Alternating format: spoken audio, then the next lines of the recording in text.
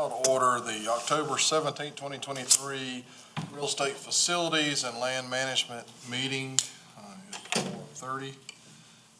Begin with a moment of silence, please.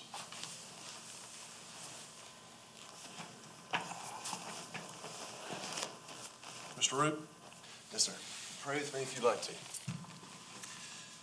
Well, our God, our Creator, and the Creator of this beautiful earth and everything that's in it, it is all yours, and we just have an opportunity as we pass through to be good stewards of things. So help us to do that tonight in this meeting. Give this committee wisdom and guidance on how best to manage resources and facilities by your wisdom and as good stewards. In your name I pray. Amen. Stand for the Pledge of Allegiance. Pledge allegiance to the flag of the United States of America, to the republic which stands one nation under God, indivisible, with liberty and justice for all.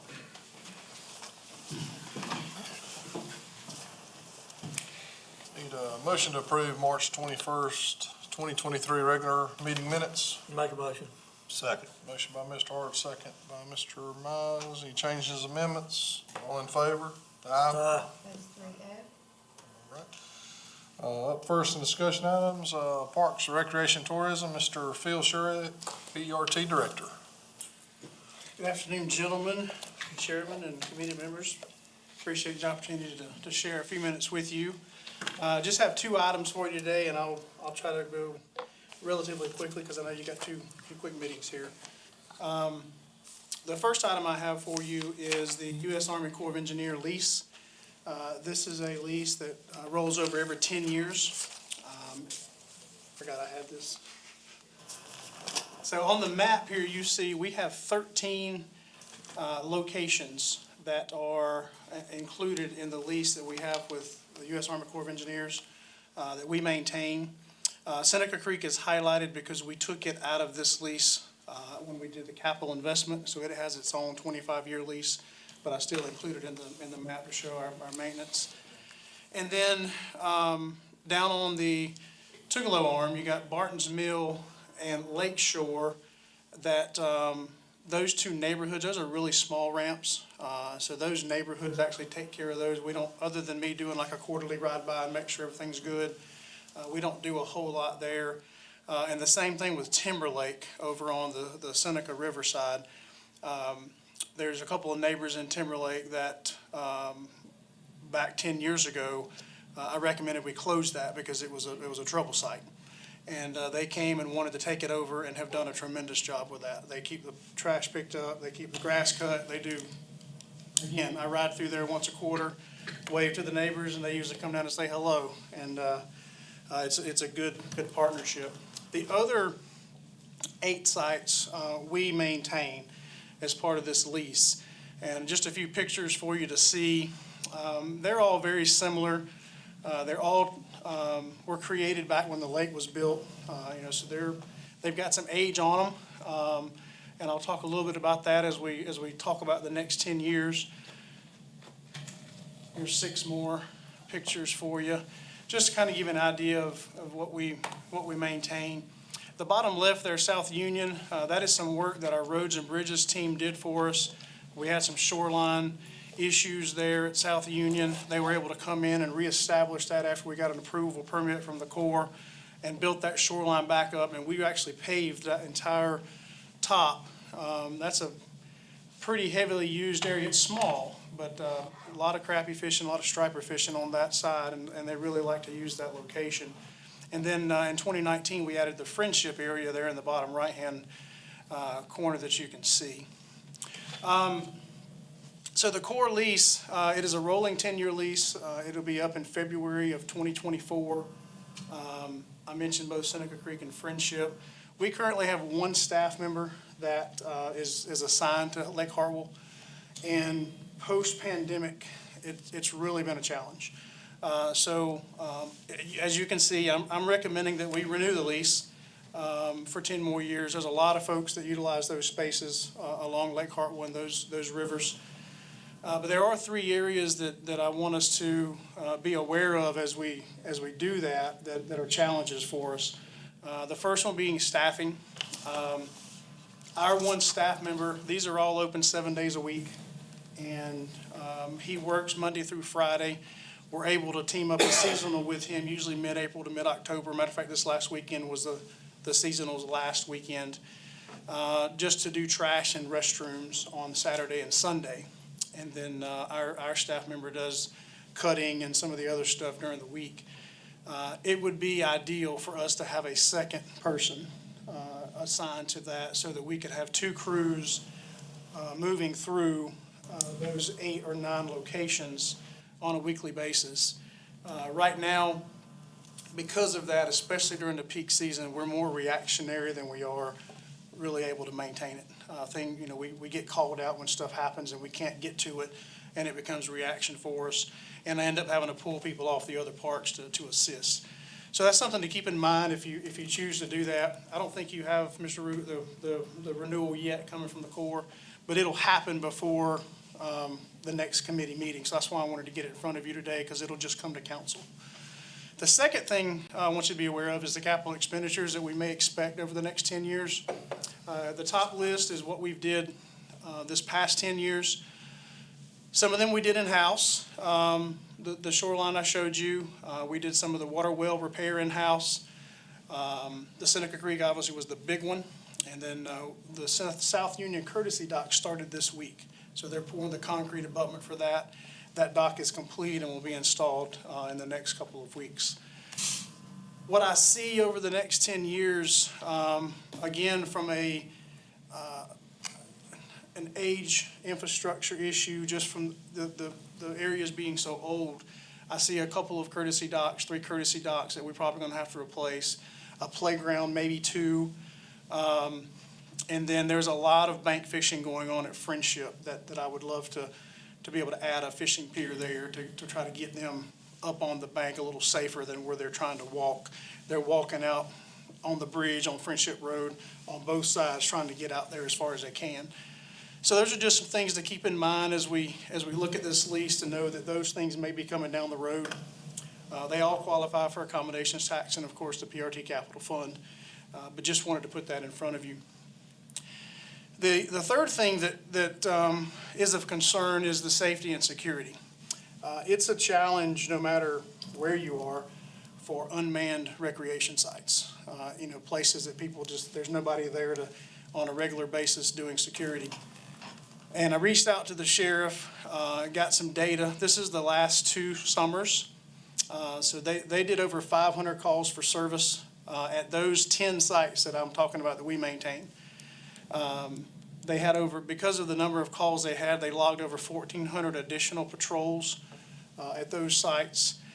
Mainly repeated vandalism, theft, a lot of unlawful activity, a lot of suspicious people, suspicious persons, suspicious activity reports, a lot of broken windows, grab and go type things.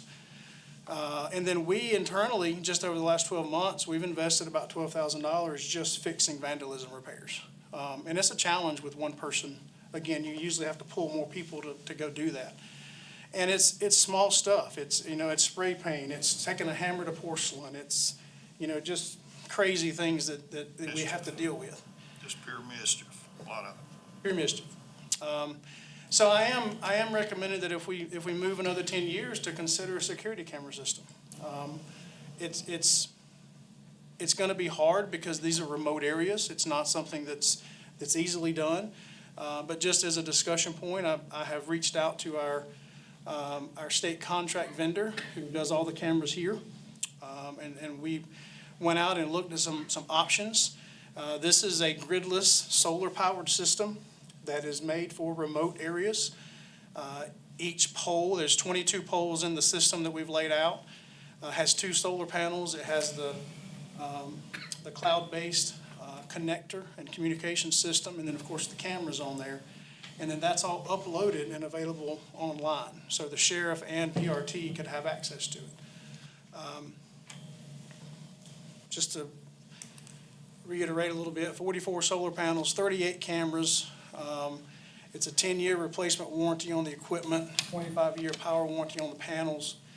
You do have to have a license anytime you run a system like this, so that's purchasing a 10-year license to go along with the lease. Each pole has its own all-in-one system. And then this particular proposal had a 30-day recording capability. So if something happens, you had 30 days to go back and kind of capture it. They do make 60, 90, and 365-day recordings. It's just the price goes up a little bit more.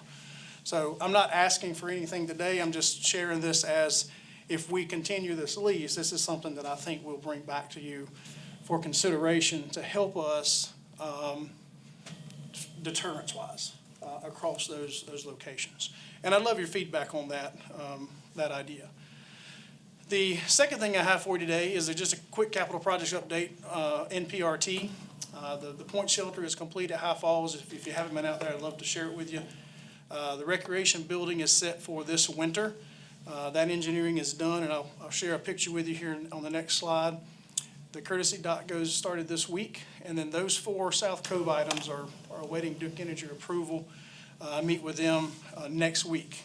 So we hopefully will get some information on that. And as part of that meeting, the sheriff and I are also asking them to consider some security cameras at some of their unmanned locations on Lake Kiwi that might help the sheriff's office from a deterrent standpoint. And then the last one, the shelter at Shaw Rim is still in the engineering phase because of the rock. They're trying to finish that geo to attach it back to the rock. So that's the things that I've got going on right now as a quick update. Any questions? There's a few pictures for you. Top left is the patio, the point shelter. The top right is the beach layout at South Cove to increase the sand and to stop the water drainage off that parking lot. It just sheets down through there and takes all that sand into the lake. So that's a problem for us. And then the bottom left is the original High Falls rec building, and then what we'll do to it hopefully this winter. You put a little cover on there and dress it up, kind of match our other themes. Any questions for me? I got one. Yes, sir. And I don't know what you would call it, but have we put down the little strips to try to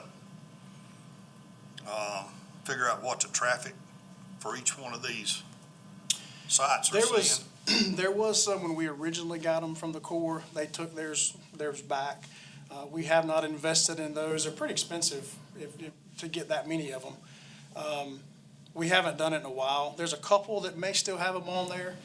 Most of the sites, and I'm going off memory, were between 7,500 and 10,000 crosses on a monthly basis. But again, I'm going off memory. So I could just see where that would help with categorizing or prioritizing which ones that would most likely need more maintenance, you know? sure. And when I pulled the sheriff's data, I was able to track each specific site. So I can prioritize the top 5 most vandalized, most issues. Whereas if we only wanted to do half the cameras, we could start with maybe those 5 instead of doing all 10 locations. And I like the idea about the security systems. Not only would that allow y'all to oversee somewhat, but it would give a sheriff a method to possibly help with law enforcement. It would, and it's not cheap. We actually talked about a capital lease on it because if you do, 44 panels, 38 cameras, you're getting on up $350,000, $400,000 for that system. But you can pay it over a course of 5 years from a capital lease standpoint and just pull it out of your local aid tax and it not be a general fund issue at all. There again, we would hope that wouldn't be another object to vandalize. Sure. And we discussed that because the salesman and I went to each site and we laid out where we would like the cameras. And so we're capturing the entrance and the activity. So hopefully, and the cameras that are set up, if the sheriff gets a call and says there was a white vehicle that left, they can actually go in and search white cars or and it just shows them the last 24 hours of those vehicles. So it's a pretty good system that's worked with sheriff's offices before. So appreciate the feedback. You said something about having a walking bridge or something for people to fish off. What are you speaking of? Just like a floating fishing pier. It's like a dock? Yes, sir, like a dock. Okay. You're not talking about adding to the bridge? No, sir. Okay. I'd like a copy of this PowerPoint. Sir? I said, I would like to get a copy of that. It's in the back, it'll be in the backup. Okay.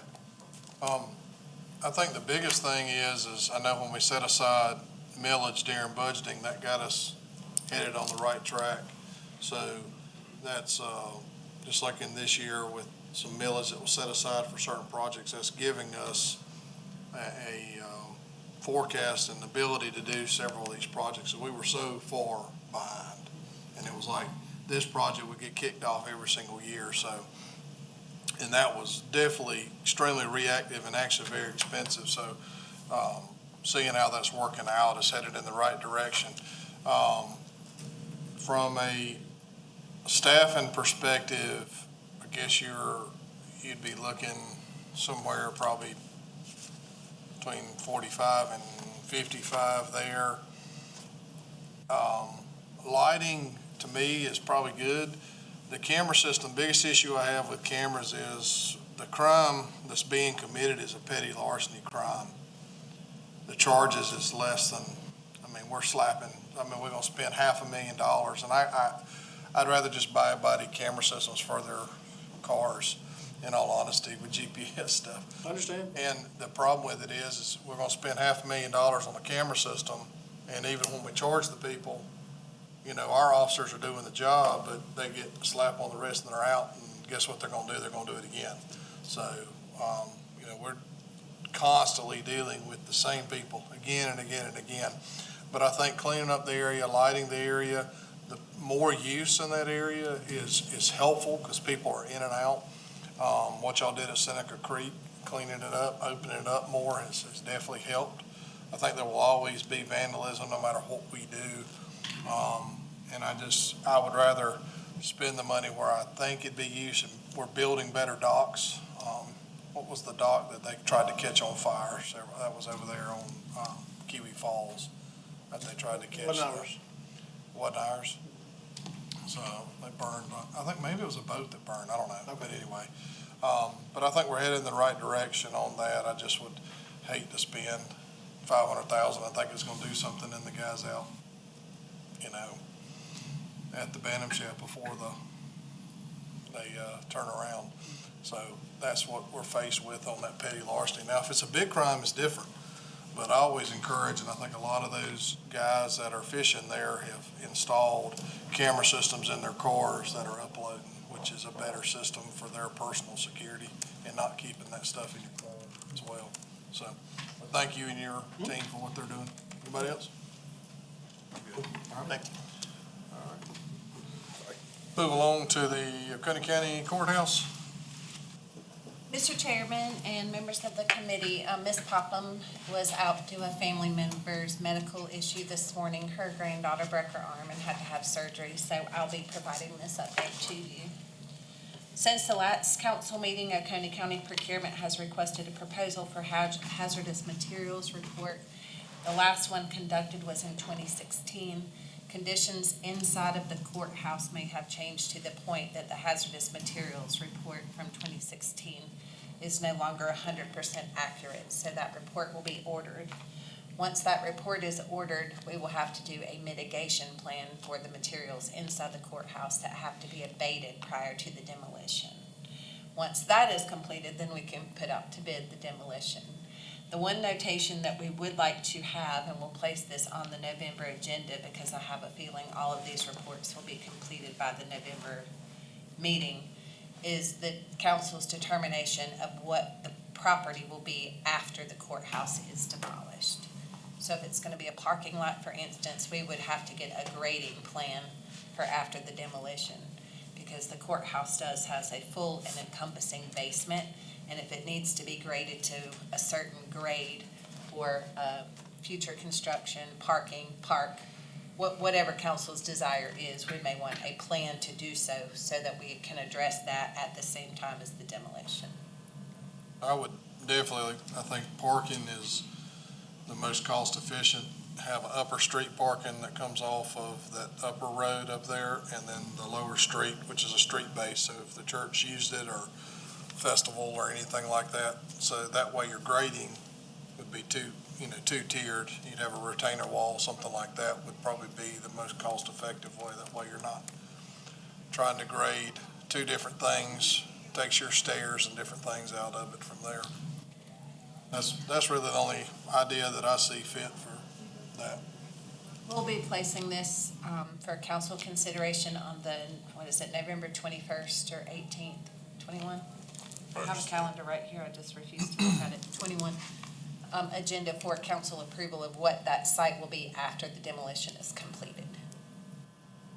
That should The only be- other avenue would be if council saw fit, after it's graded, to sell the property.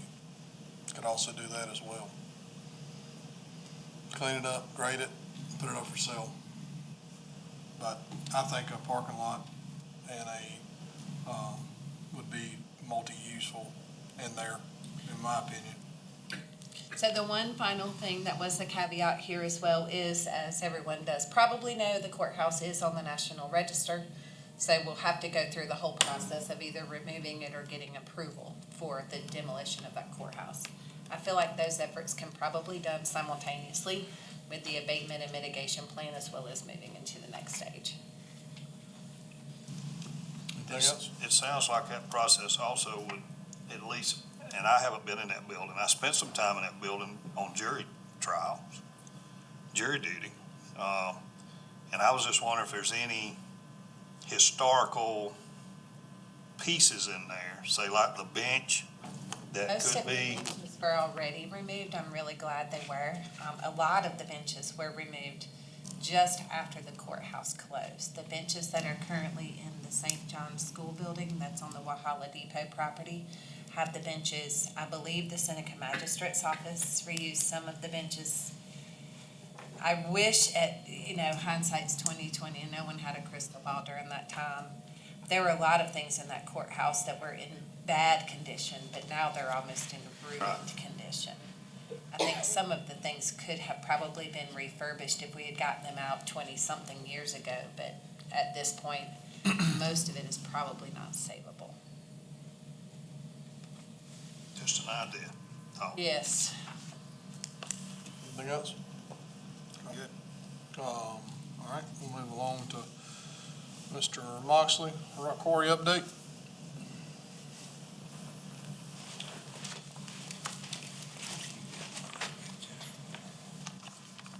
Davis, sir.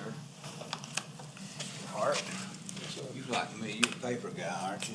Oh, yeah. Billy, actually, I'd like to start off by saying I have a couple of members of my staff, management staff with me today. Miss Leanna McAllister back there, she's the accounts manager, and Billy's my assistant, and I, just want y'all to know how much I appreciate my staff and the people that I work with, and it's just a pleasure to have the people that I have, because what we do is not easy. And I thank y'all for the opportunity for letting us have this venue to be able to share with you, sort of where we've been, where we are, and where we're headed at the quarry. I'll try not to spend too much time on anything, and if you want to stop me and ask me any questions as we go, or however y'all want to do it, just please do so.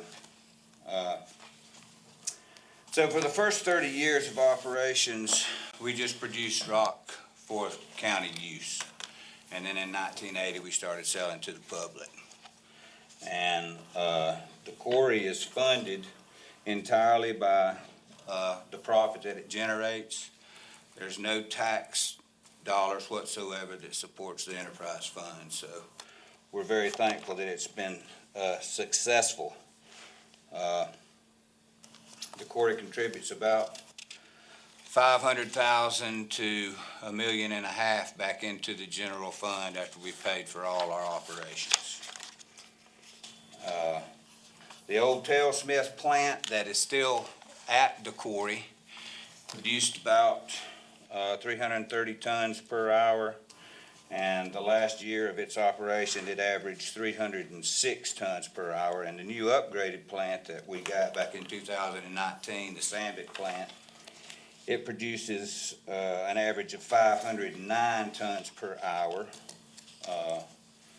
and to date the Sandvik plant, since 2019, we've run 2.56 million tons of rock through it. If you turn the page to quarry sales, the sales for last year was $9.6 million. We sold 756,000 tons, and that includes the county usage. We sold 756,000 tons. We shot 755,000 tons. So we had a little bit of reserve on the ground, but we were very proud of those statistics. That's pretty lean. Some of our key metrics and goals, we want to achieve and maintain a 95% or greater on-time delivery on all of our core products. Our current status is 96.1 on-time delivery for the calendar 2023. A goal, we want to achieve and maintain 95% or greater uptime during non-maintenance hours. And right now, currently, we're at 91.4% during those non-maintenance hours. Our goal is to excavate 4,000 tons from the pit per day. That's 100 truckloads up the hill every day. And that's pretty demanding.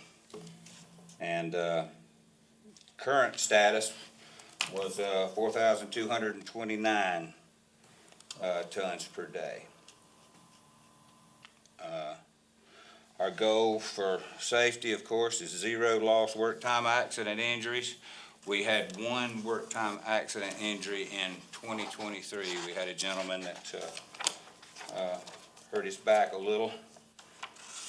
But he's doing well, and everybody's, up to speed and 100%. And we want to keep it that way. We spent a lot of time meeting and concentrating on safety and providing our employees with everything we possibly can to keep them safe while they're out there doing the work that they have to do. Some of our future plans and needs, when we got the mobile plant, we knew that we were going to be feeding it with an excavator or a loader in the pit, and that works well.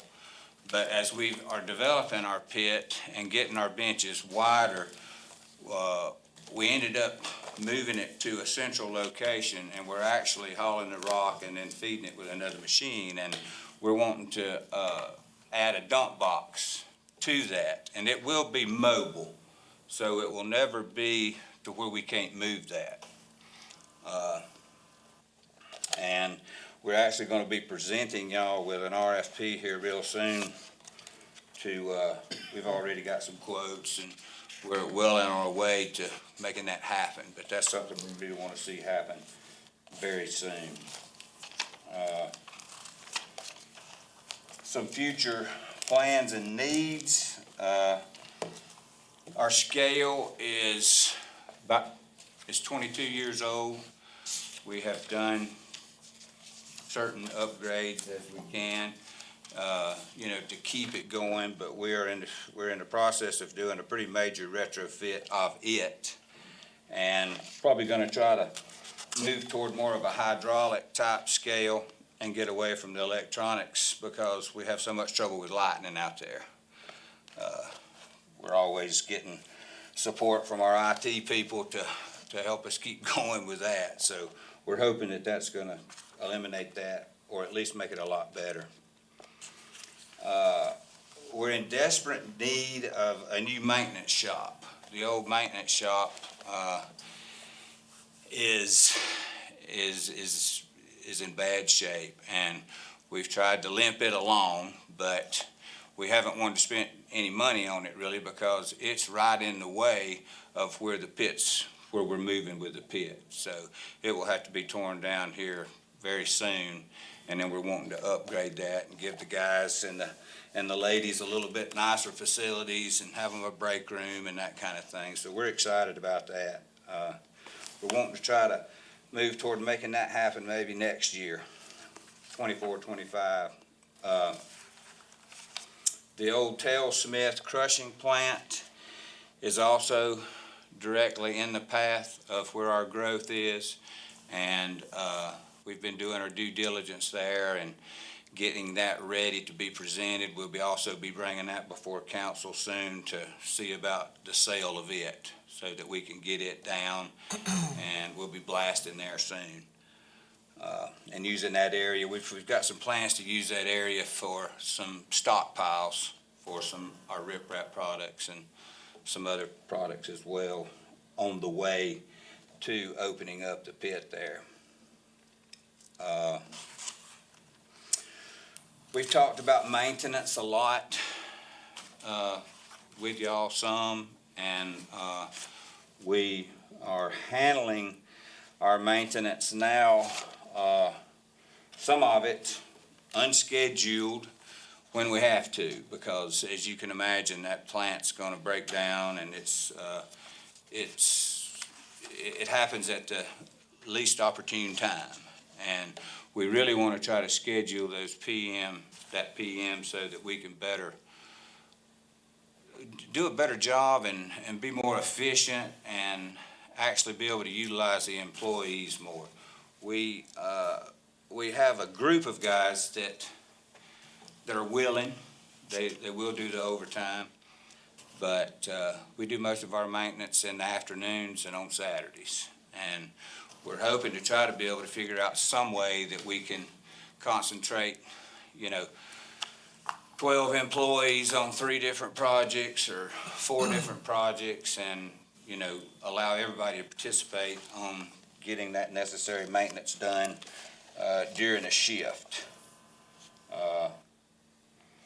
We are in the process also of doing our due diligence with acquiring more land. We've got about 17 years of reserves left, counting the property that we purchased from the Owers. And we've established that through some core drilling, and we feel like we got a pretty good handle on that. But, there's many more years out there if we can just acquire the additional land. And we've got a presentation. Billy's been working hard on that for us to be able to bring to y'all and show y'all some of our goals there. We've talked to Ms. Brock about a lot of this, and so she's aware of most everything here, probably everything here. But let's see, I think the rest of it's basically what the quarry does is it makes you old fast. You have to think 5 to 10 years ahead of where you are right now so that you can hopefully be where you need to be then. And so we have figured, we've worked through DHEC, and we've got all our reclamation plans established through the closing of the quarry, and one day eventually that'll probably end up being a lake. None of us will see it, but that's probably where it's headed, and that's what we're recommending. And there's some pictures there of, how we're gonna get there, and the different phases. You can turn through there in that map and see the different phases that will establish us to that point. Some pictures in the back of some of the dump box configurations that are out there, and I really would appreciate if you gentlemen or your families or anybody, but especially y'all, if y'all get the opportunity and want to come to the quarry, we would love to ride you around and spend some time with you and just make sure you understand exactly, what we do and how we do it. And if anybody has any questions, I'll be glad to try to answer them for you. Anybody got any questions? Not right now, Don. This is a good presentation. Being the freshman up here and learning as I go, this is good information.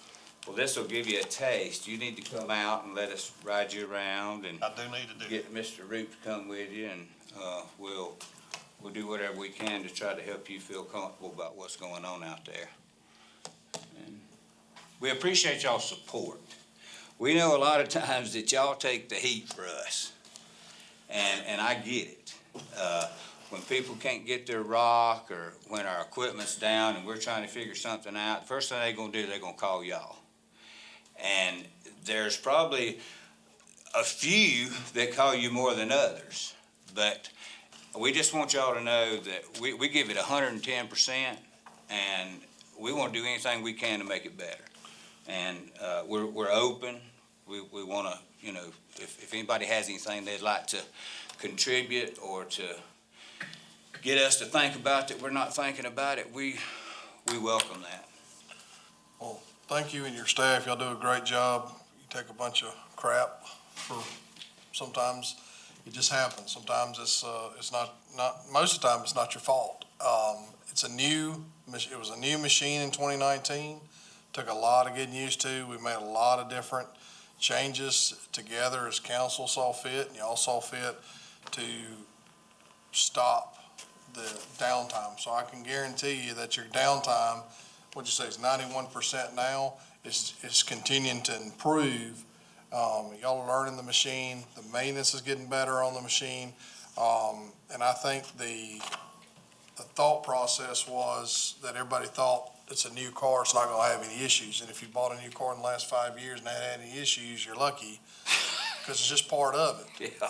But you know, when I see the, 509 tons per hour, I thank goodness the council made the decision to purchase a new plant, purchase more land, and continue to move forward, because you're gonna be, looks like almost over 10 million in sales. And I remember when I came on, we were like 5-6 million. So phenomenal job. And I know you take a bunch of junk. Appreciate y'all hanging in there. Council, sometimes we take junk forward as well, but I know we're working toward the right thing, headed in the right direction. And I appreciate y'all sticking it out. I do, because I don't think the citizens understand what the rock crusher and the rock quarry means to our county, and we're very blessed to have it. We really are. I It's, mean, from a standpoint on just buying your local rock for, nickels, what you have to get it from everywhere else. So to the amount of people that are wholesaling our rock, making money and living off our rock. Yeah. So, I mean, if you look around, you see how many sites are popping up, and what's the first thing they start stockpiling? Our rock. Yeah. I would guess it's our rock. I'm sure they're not hauling it from anywhere else, but thank y'all for what Quite you a do. few of those, yeah. And before I Appreciate leave, y'all. I definitely want to thank Ms. Brock, because she has been behind us the whole time, and she's never give up on us. And Ms. Brock, I really appreciate I how you appreciate you, supported Tom. us. And And one day all- I hope to be able to recognize my staff, because they deserve it. Yeah. Thank you. Thank you. They are recognized. We appreciate you. it. Thank you. All right. Don't have anything else? Motion to adjourn? Make a motion to adjourn. Second. All in favor? Aye.